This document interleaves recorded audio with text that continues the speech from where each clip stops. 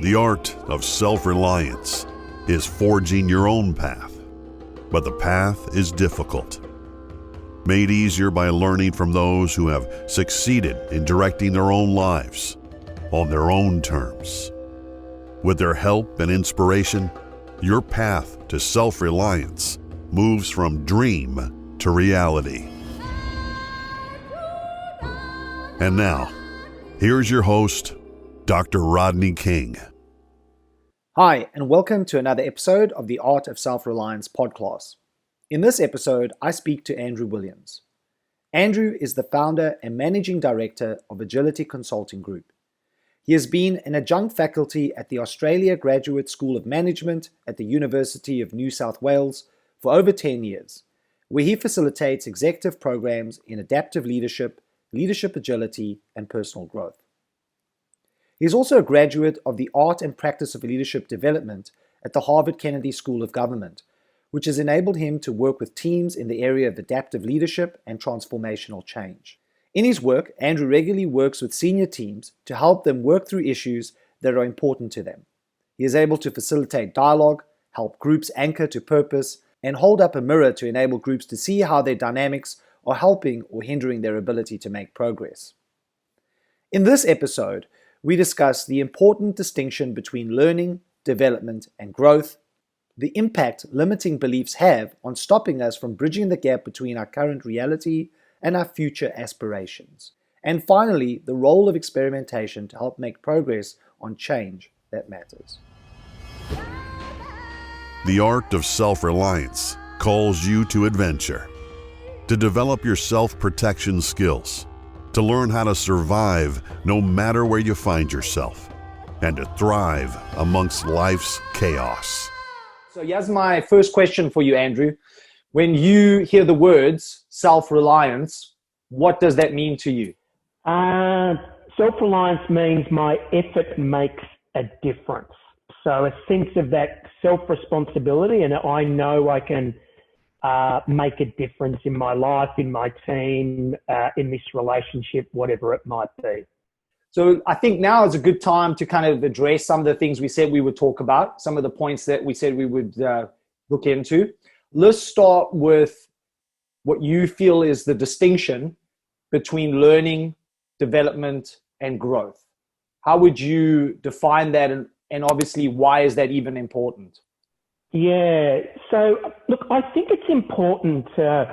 One of the main reasons it's important, I think in a lot of my work, I run workshops, development workshops, training workshops. People often talk about that they're a good learner, and I always see the learning part as the knowing part. So there's a great model in development which is called knowing, doing, and being. And learning is the knowing part. So it's easier. It requires that sense of willingness and motivation, but it's really just a start. It's very much around acquiring new information and knowledge. So, the example I often use is how to have a difficult conversation. I can go up to a workshop and do a 2-hour session on how to have a difficult conversation.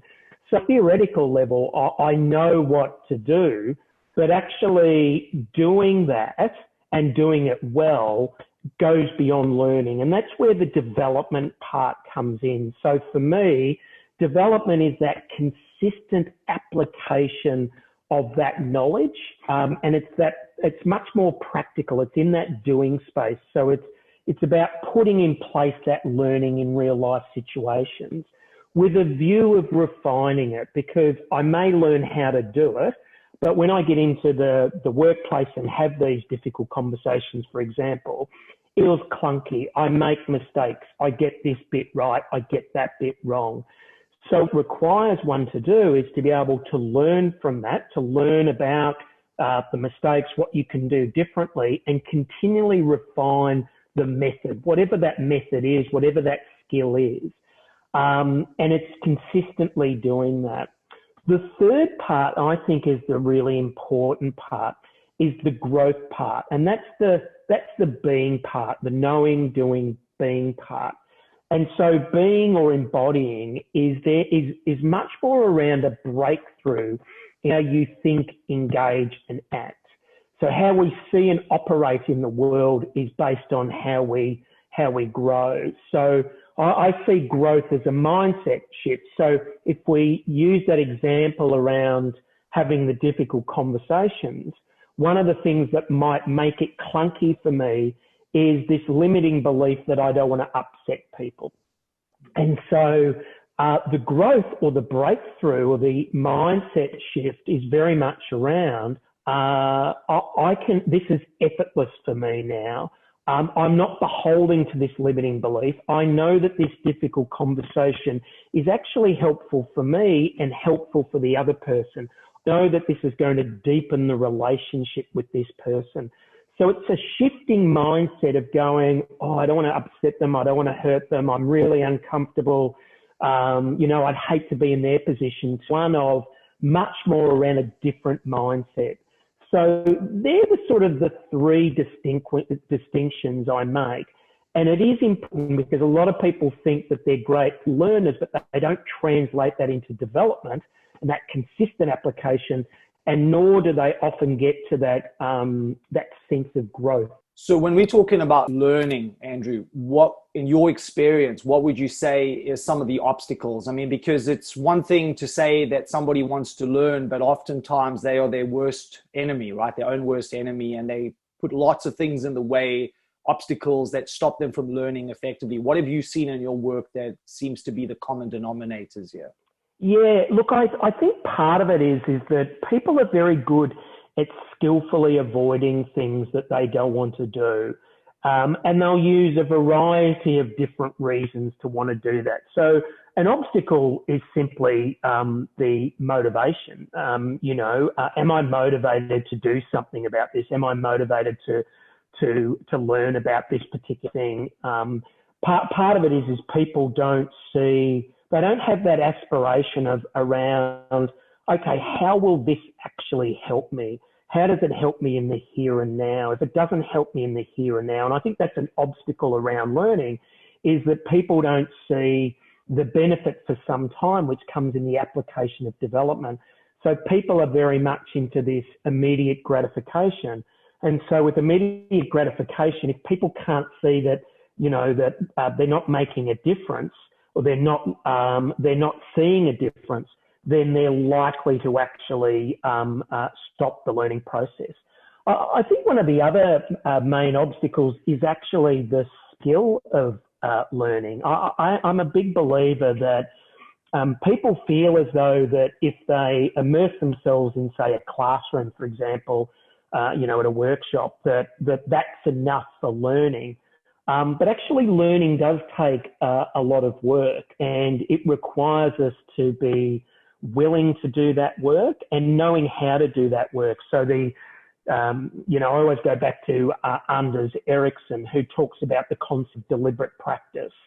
And, when you want to learn a skill, you actually have to break down the components. He refers to it as chunking, and breaking it down and actually purposely practicing each of those chunks there. And a lot of people do that. They feel as though they practice, but they don't do it with an intentionality of purposeful practice. So an example might be, if I go back to the difficult conversations, I might chunk it down to, okay, there's the scripting, there's the preparation, and there's the managing of emotions.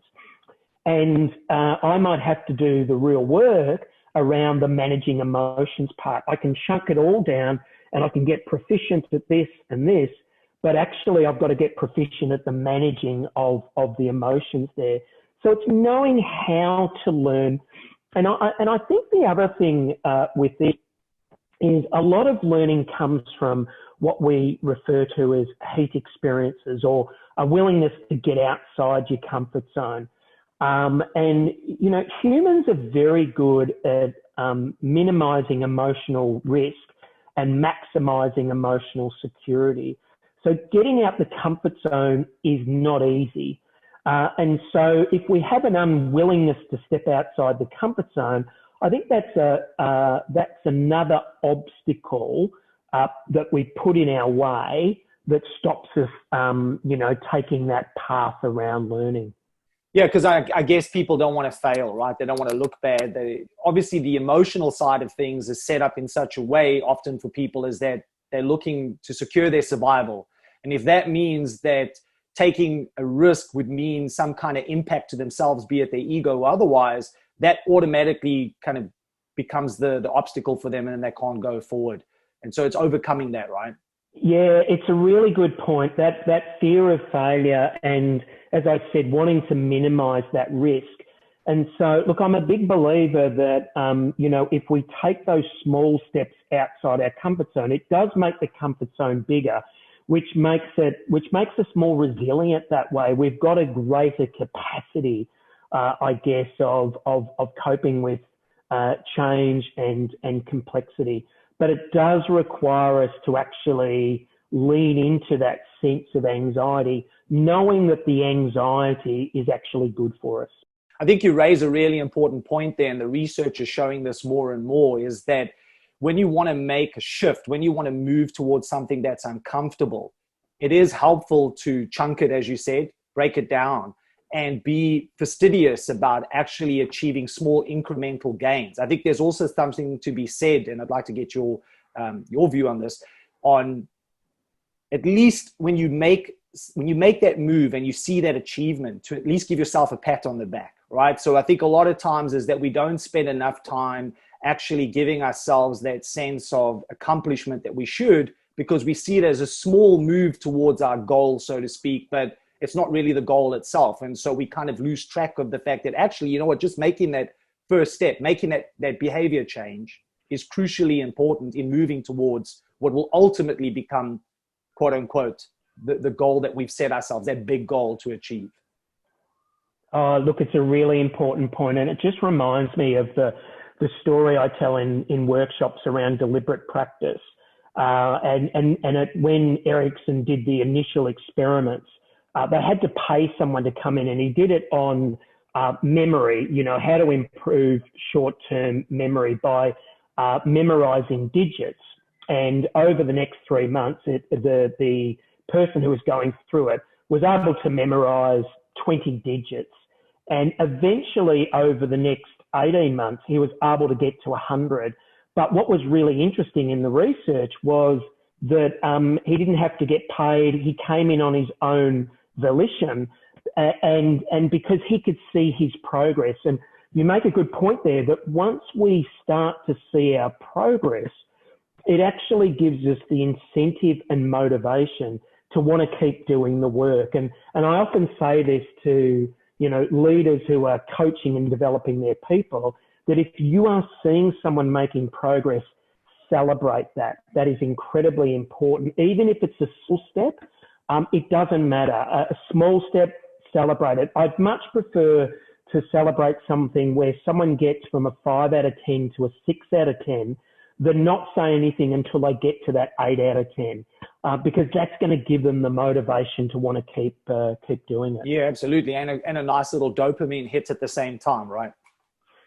Oh, absolutely. And, I'm a runner, and, I never used to be a runner, but once I noticed that I was improving in my running, I just wanted to keep doing it. I would read about it. I would watch YouTubes about it. I just wanted to keep doing it. And partly because I could see my improvement in it. And I think that's an incredibly important part of the whole development process. One of the things I've been reflecting on lately, and I think this speaks to what we're talking about, is that if you want to make change, you have to change your behavior first before you change your thoughts. I think a lot of times people have this notion that they need to change the way they think first before they get anywhere. But actually, if they make some behavioral changes, which is speaking to these small incremental successes, there is far more likely that their thoughts, their psychology will fall in line with what they're actually trying to work towards. Like you said, right? You were never a runner, but once you started making those behavioral changes to run, and of course, you probably didn't run anywhere near what you run now, but you at least got out there and you actually did it. Once you did that, then your psychology started changing. And then suddenly, as you saw incremental successes, then you wanted to know more. Then you wanted to learn more. You wanted to know more. And you start reading around the subject that you thought you never would have done in the first place because that wasn't the thing you wanted to do. You never saw yourself as actually being a runner per se. Absolutely. I think the good point with something like that is that it's a little bit about, when I coach people and they do have a bit of a fear, is fake it until you make it. Sometimes what we do, if we actually go out and do the behavior, it actually reinforces the mindset that we can do this. And, I was reading a good book by BJ Fogg, who does a lot of work around habits. He's out of Stanford, and he's just written this book called Tiny Habits. And his view is that from a habits perspective, if you want to develop the habit, make them as tiny as possible. For example, if you're not one to floss your teeth, floss one tooth and celebrate it. Or every time you brush your teeth, do 2 push-ups. Or every time you get a drink of water, do a push-up or something like that. But it's by doing it, it reinforces that actually I'm okay at this. I can do this. Yes, I've started off small, but as I say, every marathon requires a first step, and it doesn't matter how big that first step is. Yeah, I love that. That's really good. I'd probably look into that because it sounds interesting. And I really, I'm a big advocate of celebrating those small successes. I think, as I noted earlier, is that people tend to not do that, maybe because they feel kind of weird doing that or they don't see the point of doing it. But in my experiences, it really is, as you create new habits, but you actually, like you said, go out there and do it and then celebrate it, as small as that achievement is, that incrementally builds up over time to where you actually start developing the fullness of your confidence so that you can actually take on greater and greater challenges. Yeah, and what's happening with the mindset is, I think with people from a development and a learning perspective, is that they're encouraged to set the bar high. So, here I am at a 4 out of 10, and my manager wants me to be an 8 out of 10, or I want to be an 8 out of 10 because I've got high expectations. And invariably people in their mind fail. So if we are able to make the smaller steps, and that's where what we're moving away from is actually celebrating a standard or an outcome. We're now celebrating progress. And, Carol Dweck and her growth mindset really pops in here, because it is very much around making progress and persisting and effort. And that's what development is. It's work. If you want to grow and change as a person, and to develop in whatever field it might be, you've got to make a start. And if you've got a mindset of progress and rewarding that, you are more likely to persist than someone who's trying to aim for the very best and not being able to get there because the gap is too big for them. Totally agree. One of the things I would like to just come back to, because you mentioned it a couple of times as an example, the idea of having these difficult conversations. Could you maybe give us some insight into how somebody would work towards achieving that? Because definitely when I think about what this whole podcast is about learning specific skill sets, we all have to have difficult conversations, either that be it with our children, with our partner, definitely in the world with our boss, in the world that we move in with our friends. A lot of times people don't want to have difficult conversations. I almost feel like people, especially in this day and age, definitely don't want to have those difficult conversations. Avoidance seems to be a much easier route, which of course it seems initially, but you never get to the crux of the problem, and you never are able to overcome the situation that you find yourself in where you are having difficulties with another person. So what would that be? Like, what would that look like? What would the process be? Yeah, look, it's a good point. And if I go back to what I talked about before, I think there are some things that are really important that aren't that difficult to sort of learn. And that is the first thing that I would always talk about is, what's the outcome or purpose that you want from a conversation?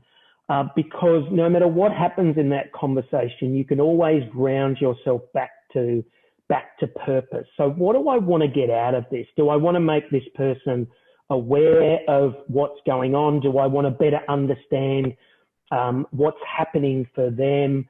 And so it really needs to be purpose driven. Otherwise you get sidetracked, emotions come in, and it can get a bit messy.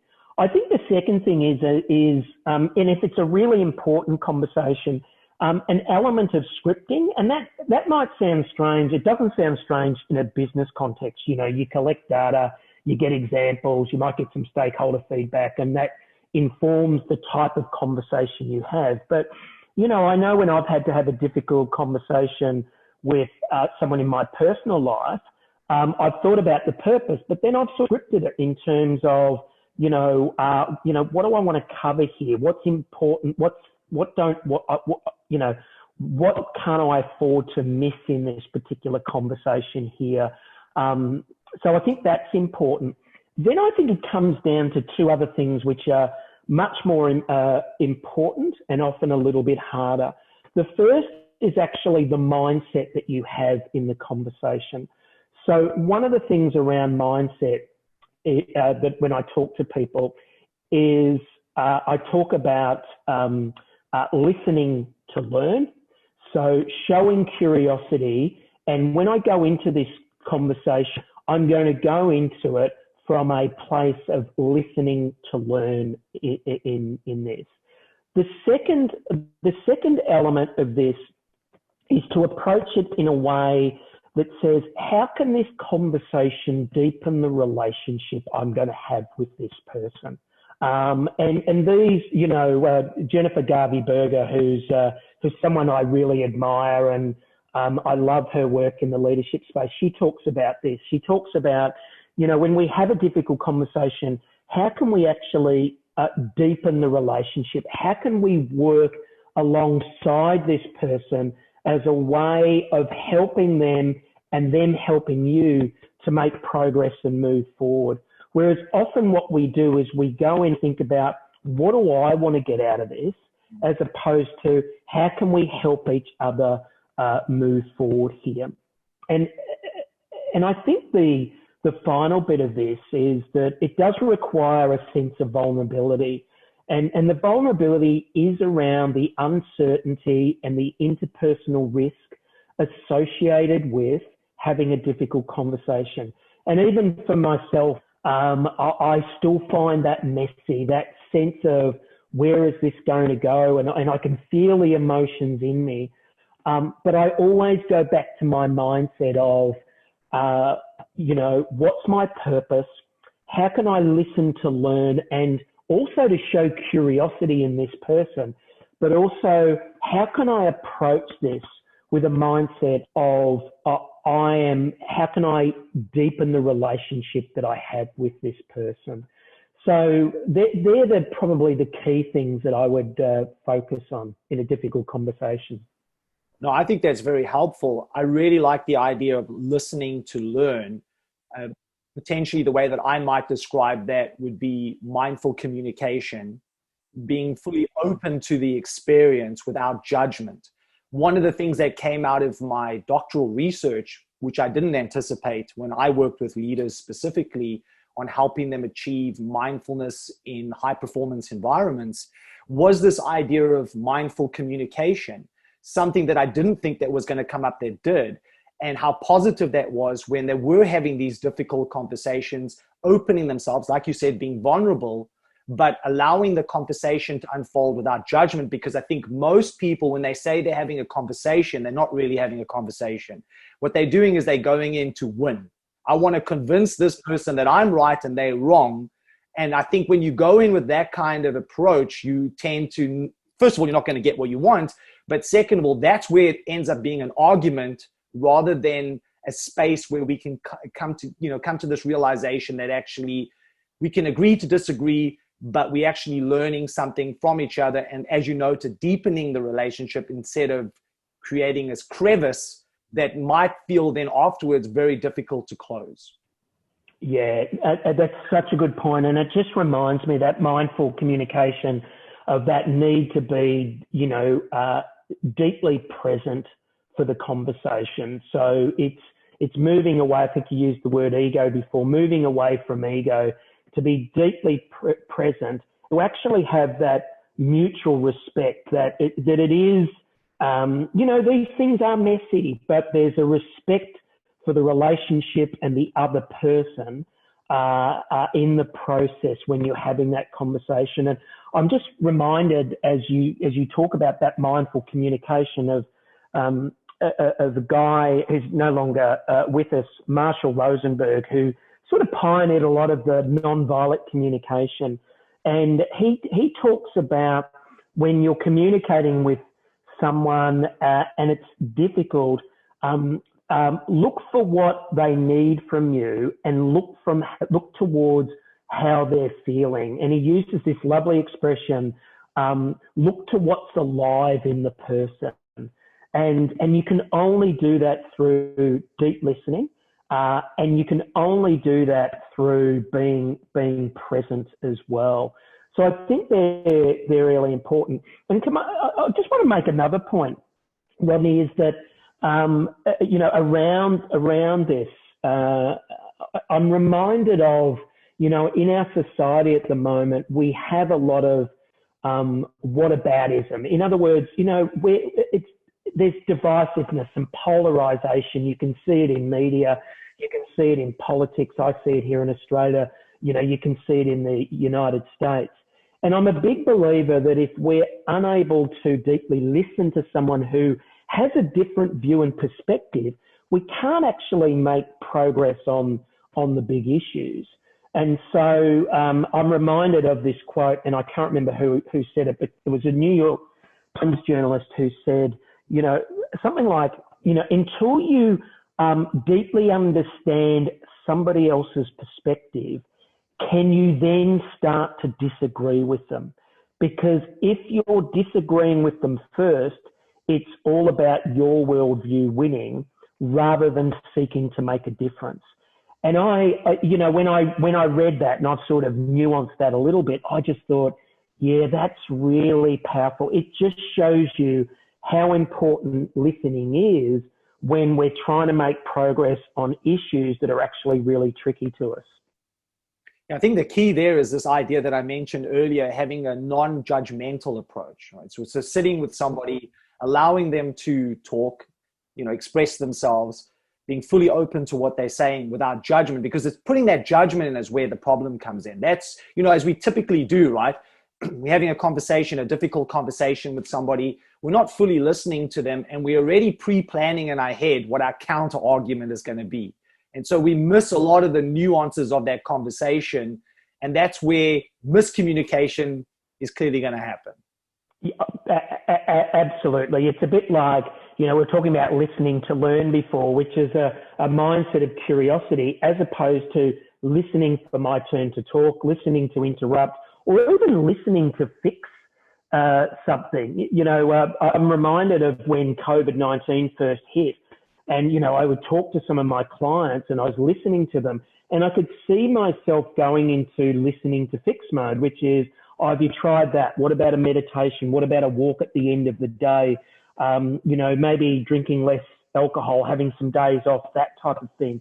But actually, if I was truly listening to learn, I just would have explored the roller coaster emotions that they were feeling at the time, rather than seeking to fix. Actually just being there for them and going, how can I learn about this person at this moment without any judgment, and hold a space for them? And that was some really good learning for me during those early days. I think I've got better at that now, but in the early days, I just wanted to listen to fix. And I don't think that works as well as listening to learn. Yeah, I think there's a really important point there too, is that, sometimes you don't have to have a solution. You just have to be open to listening. Some people, a lot of times people just want to talk. They want to just express themselves. There may not be a solution, and that's okay. But if I'm open to just being fully there and present and listening, it gives a person the opportunity to bring out what's been bothering them. And as you note, as they do that and you allow them the space to just explore that, that's where you really learn about them. And you may not necessarily need to give them a solution today, but just through allowing them to express themselves, and as you learn more about them, in a couple of days' time, when you meet again, that might be the opportunity then to maybe potentially say, well, have you considered this? Absolutely. It goes back to what Marshall Rosenberg says. What does this person need from this conversation? And you're right. Sometimes they just need you to listen and that's it. Just create a safe space for me. I've had a tough day. I just want to talk about what's going on for me. And that's actually okay. So let's pivot a little bit. Let's talk about the second point, which I think lends itself to everything we've been talking about, up until this point, is that the impact of limiting beliefs and how that, really stops us from bridging that gap between our current reality and our future aspirations. I think limiting beliefs is something that comes up a lot, especially when I'm talking to people. I'd like to get your perspective on that. Yeah, so often a question I'll ask a team or an individual is that, what is your current reality and what is your future aspiration? Because that gap there is their work. And what makes it challenging is this concept that Bob Keegan, who is a writer in developmental psychology, he refers to it as 1 foot on the accelerator and 1 foot on the brake. In other words, I really want to get better at this, and I'm aspirational around this, but the brake is that limiting belief that I have. And so, if I think about myself, this was about 3 years ago, and it's funny. I'd been working in this space of immunity to change for some time, and I thought I was running a marathon in New York, and I went up to Boston and did this program with Bob Keegan. And at first I was approaching this exercise. I'd done it many times before, but I was approaching this exercise, and I thought, I'll take it seriously this time. And so my aspiration was, I wanted to build meaningful relationships in my life, both personally and professionally. And I went through it, and I realized that was my aspiration, but the break or the limiting belief for me was that I was actually, or the assumption that I was making was that I'm probably committed to something else. And what I mean by that, that's that competing commitment. So the assumption was that, or the belief was that if I show my true self to others and I'm vulnerable to others, then they may reject me, and that would be devastating to me. I mean, that wasn't playing necessarily out at a conscious level, but it was playing out at a subconscious level. So what was happening is, even though I had this aspiration to to build more meaningful relationships, what was going on in my life was I was staying independent. I was not showing any vulnerability. I wasn't maintaining relationships. I was valuing competence. So, here I was going, I want these meaningful relationships.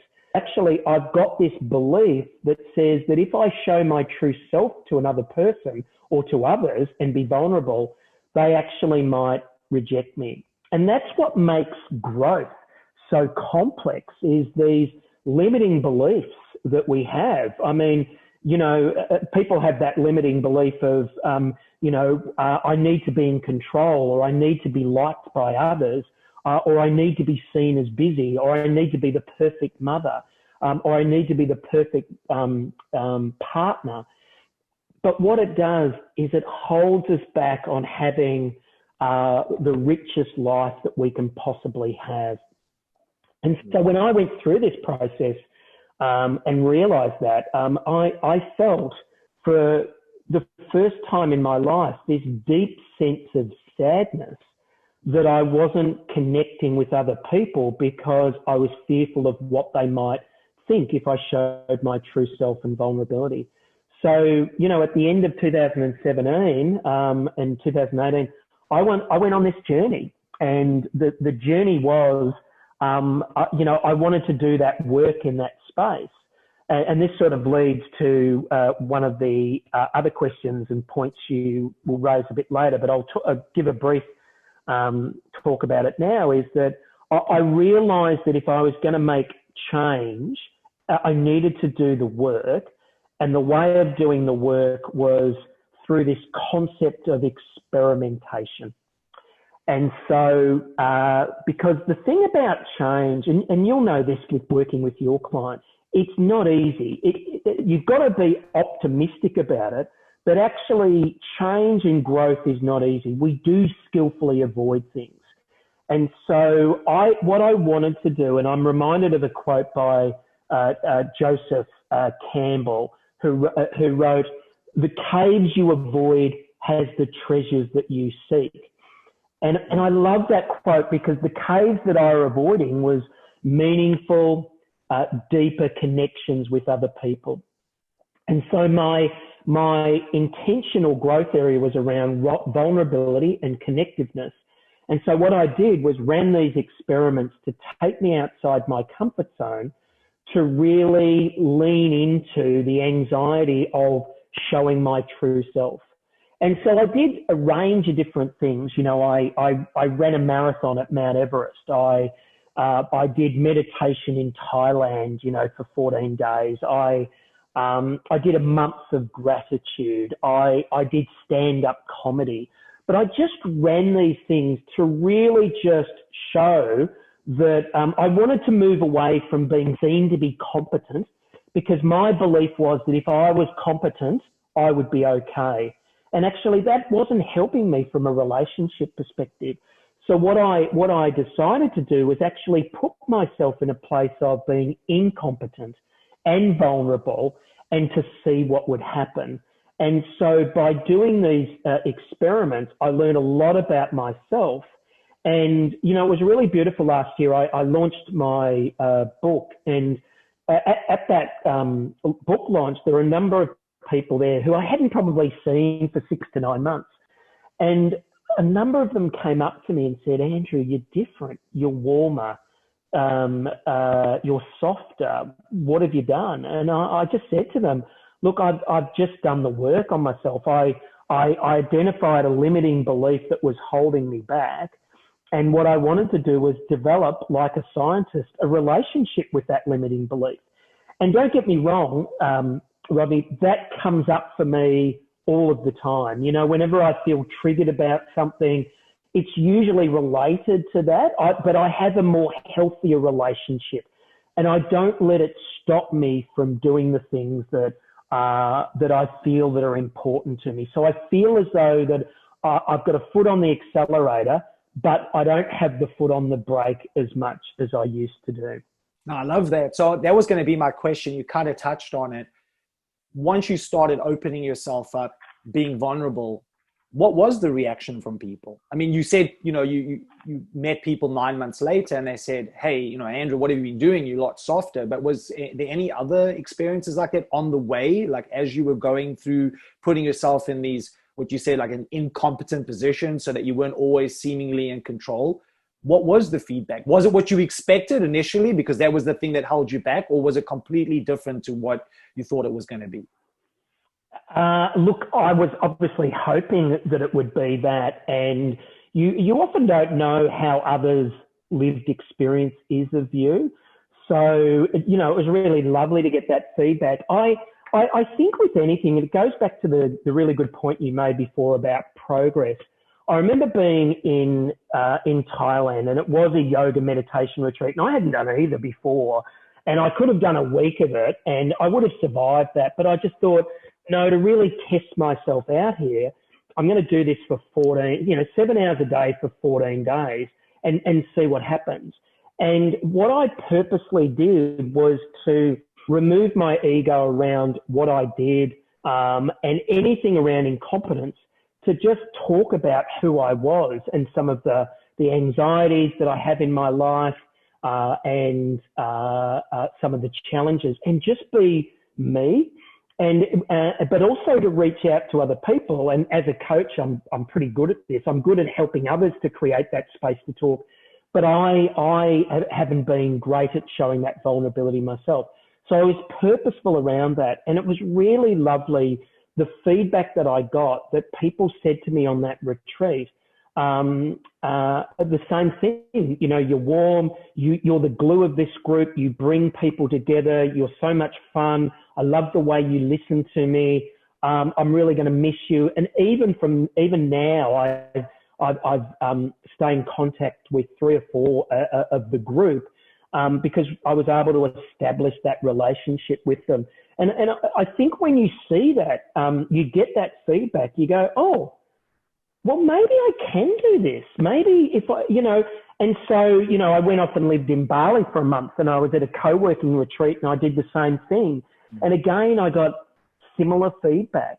And I just thought to myself, because for the first time, Rodney, I actually expressed to people that, you know, and I never do this because as a coach, I always think I've got to put myself up on a pedestal that I've got my stuff together. But, you know, I've experienced trauma in my life, and I've experienced anxiety, and I was willing to talk about that in a way that wasn't about self-disclosure. It was more about, hey, I'm a human being. And I think that enabled me to better connect with people. And it just gave me more confidence as well. So I think there's some of the things that I would reflect back on that really helped at the time. I think what you were saying there is just something I've experienced too in my space, and just where I am, especially in the martial arts world. There's this expectation that I have everything together, I never make any mistakes, and I don't have, you know, bad days, or I'm always super motivated to get up and go out and train, and never have days where I don't actually want to. And for a long time, I kind of just rode that train. You know, I kind of stayed on it.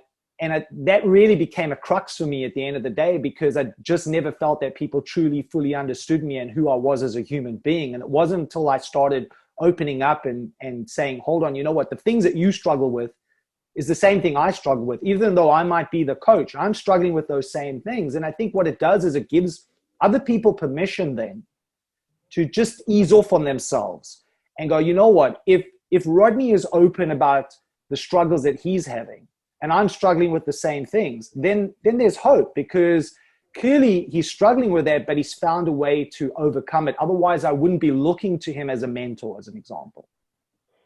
Yeah, that's such a good point, Rodney, because what it does is it makes you relatable. That's what I learned, is that when you are willing to share the authentic side and the vulnerable side of you, and let me make a point about this. You know, one of my lessons around vulnerability is I always felt that you needed to feel safe to be vulnerable.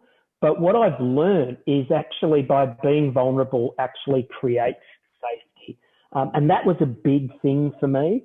And so, you know, I found that the more vulnerable I was and more open around who I was, as well as showing curiosity in the other person, I just felt that people were able to connect with me, whereas I felt beforehand they might have connected with the professional me, but I wasn't showing them the real me. And so one of the shifts for me is what people see in my personal life and my professional life is actually the same person. I try not to put on a costume. Yes, I play different roles. So if I'm a facilitator and someone gets cranky with me, it's not personal. It's my role as a facilitator when I might challenge them. But who I am as a person is interchangeable, you know, regardless of whether I'm in my professional or personal life. What you're talking about there is this idea of being congruent. And I think that's really important. I think a lot of people's problems and their stress comes from just playing different roles, pretending to be something that they're not, and not realizing that actually, if you're congruent in everything you do, in your personal life and your professional life, and you show up as you are, fully authentic, that is a powerful place to move from, because people pick up on that, first of all. And second of all, that's where you do your best work. Absolutely. And I'll just add to that. I think it's an important point is, you know, it's not always about giving of yourself where you end up being depleted. It's actually being able to sometimes separate self from role. It's not necessarily separating the authenticity that you have, but you might have a role as a coach, or as let's say you have the role as a father, and and your kids are cranky with you because of curfews and things like that. It's not as though they're cranky with you as the person. It's actually the role that you play as a father.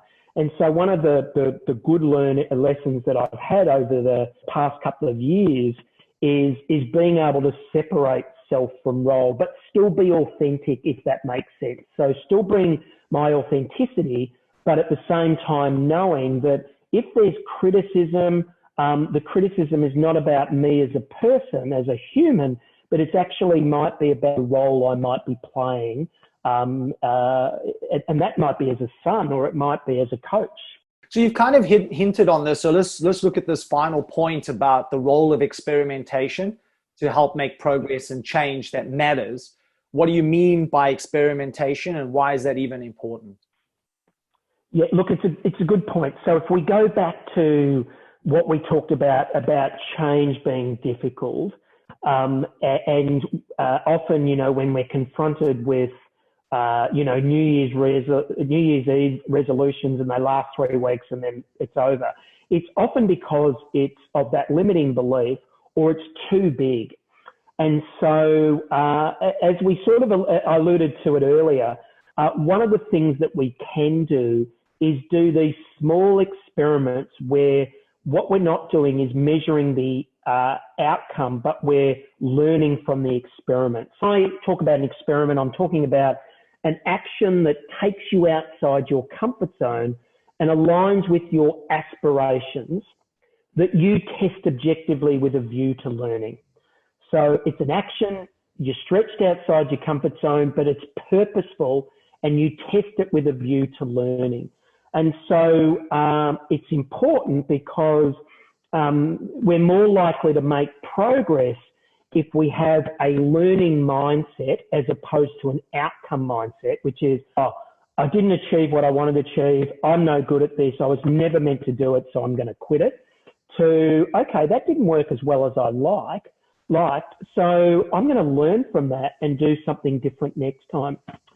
So the process of experimentation, and I use this model called ADAPT, which is, firstly, you need the aspiration. So what is it that I want to change that truly matters to me? So is it about, I want to have more meaningful relationships, I want to exercise more, I want to drink less, I want to be a better parent, whatever it might be. But what are my aspirations as a person, and what am I skillfully avoiding that if I changed that would really bring a benefit for me in my life? So there's an element of framing something in a positive light. So for me, I want to build more meaningful relationships in my life. The second thing, and we talked about this a little bit earlier, is it has to be, the D is doable. So it has to be actionable, tangible, doable, and that you can do it sooner rather than later. Because if you feel as though you've got to do it later, you'll put it off. So it needs to be specific and observable. So for example, it might be, I want to run a 10-kilometre race.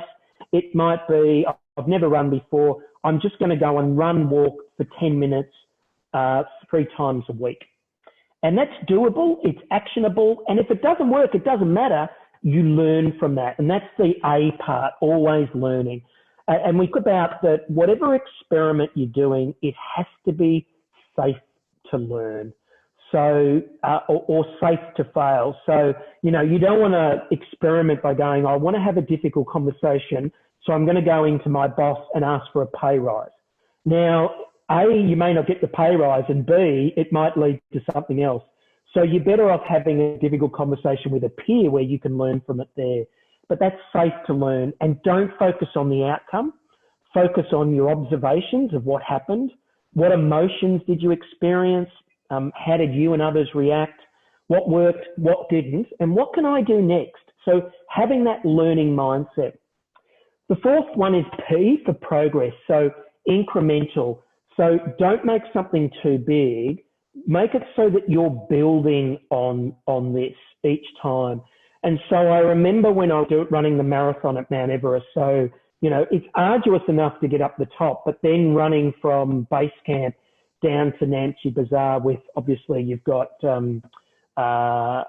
it's tough from an altitude perspective. But what I was able to do was just, towards the end, it was putting one foot in front of the other. It was looking at a tree in the distance and saying, I'm just going to get to that tree. And then it was looking at a suspension bridge, and I just got to get to that suspension bridge. But it is about incremental. Just do things small and build on that. And, and this is the thing that I've learned the most, which is the T for adapt, which is tenacity. Never give up. Keep showing up. Keep presenting yourself, because the more you show up and present yourself, you will make the change. That is half the battle. What people do, and you know it in your work, is people find, if you're training people in martial arts and people feel as though they're not making progress, they give up. But those who don't give up and ride through the challenges and the bumps and not being good enough and all of that will eventually break through, and they'll eventually make progress. And that is one of the things that I've learnt in this. And I learned it on that run, was one foot in front of the other. No matter how tough this gets, I'm going to continue to do that. Absolutely. I think there's some really important, actionable things that, points that you raise that people can put into play in their life. So as we come to the end of this, Andrew, what I want to ask is, what would be your final words of inspiration be? What would you want to leave the listener with? Yeah, so I would go back to the point I made earlier, which is that Joseph Campbell quote, which is around the caves, and the caves have the treasures that we seek.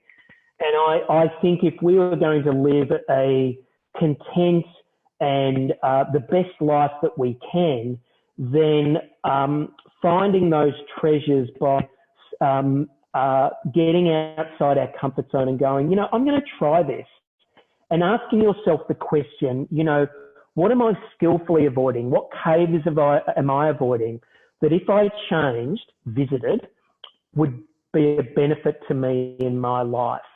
And so for me, I knew that if I could go to the caves of vulnerability and connection, that would transform my life.